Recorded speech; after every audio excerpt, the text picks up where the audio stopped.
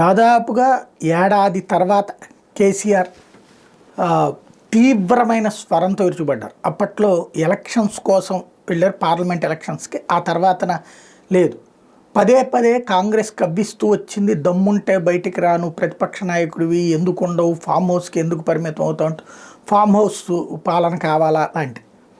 నిన్న వాళ్ళు పెట్టినటువంటి పోల్లో ఫామ్ హౌస్ పాలన కావాలని మెజారిటీ ప్రజలు అన్నందువలన కావచ్చు, లేదా కొంతమంది నాయకులతో కలిసి కావచ్చు, ఈవెన్ ఎమ్మెల్యేలందరినీ తీసుకెళ్లాలన్న ప్రయత్నం చేస్తే 2/3 అందులో వర్కౌట్ కాక ఇప్పుడు సుప్రీంకోర్టులో ఇష్యూ వచ్చినటువంటి సందర్భంలో కావచ్చు, అందరినీ మోటివేట్ చేయడానికి కావచ్చు, కేసీఆర్ తెర ముందుకు వచ్చారు, దండయాత్ర ప్రకటించారు. నేను ఈ మొట్టమొదటి నుంచి, అంటే ఈ ప్రభుత్వం వచ్చినప్పటి నుంచి వెంటనే విరుచుకుపడతా ఉంటే కనుక, ప్రభుత్వం వచ్చింది మొన్ననే అప్పుడే ఎందుకు అంటారు పబ్లిక్, లేదా వాళ్ళు ఆ ఫీల్ అవుతారు, మాకు అవకాశం ఇవ్వలేదు, టైం ఇవ్వలేదు అంటారు. అందుకే ఇంతవరకు టైం ఇచ్చాను, ఇప్పుడు దండయాత్రే జరుగుతుంది అంటూ, దాంతోపాటుగా కాళేశ్వరంతో సహా ఏవైతే ప్రధానమైనటువంటి సాగునీటి ప్రాజెక్టులకు సంబంధించి బసమేశ్వర, సంగమేశ్వర ఇవన్నిటి ఎందుకు ఆపేశారు అంటూ వాటన్నిటిని నిలదీస్తానని ప్రకటించారు. అదే సందర్భంలో ఇక చిన్న కొట్టుడు ఉండదు, కొట్టుడు ప్రారంభిస్తే ఎట్లుంటుందో చూపెడతానంటూ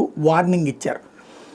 రాబోయే రోజులలో ఏదైతే రైతు బంధు పడకేసింది, అట్లాగే గురుకులాలు నాశనం అయిపోయినాయి, ఓవరాల్గా వ్యవస్థ అంతా తల్లకిందులైపోయింది, తెలంగాణ ప్రజలకి ఆశలు సృష్టించి అబాసుపాలు చేశారు అంటూ ఆగ్రహం వ్యక్తం చేయడంతో పాటుగా ఇక జనంలోకి వస్తానని చెప్తున్నారు. ఫిబ్రవరిలో సభతో ప్రారంభించి అని చెప్తున్నారు. అయితే కాంగ్రెస్ కూడా స్పందించింది. దమ్ముంటే రమ్మనమనే మేము చెప్తున్నాం, ఆయనకి ప్రతిపక్ష హోదా ఇచ్చాం, కారు ఇచ్చాం, రమ్మనమనే చెప్తున్నాం, అప్పుడు తెలుస్తుంది మా సత్తా ఏంటో అని చెప్తుంది. ఏం జరుగుతుందో చూడాలి.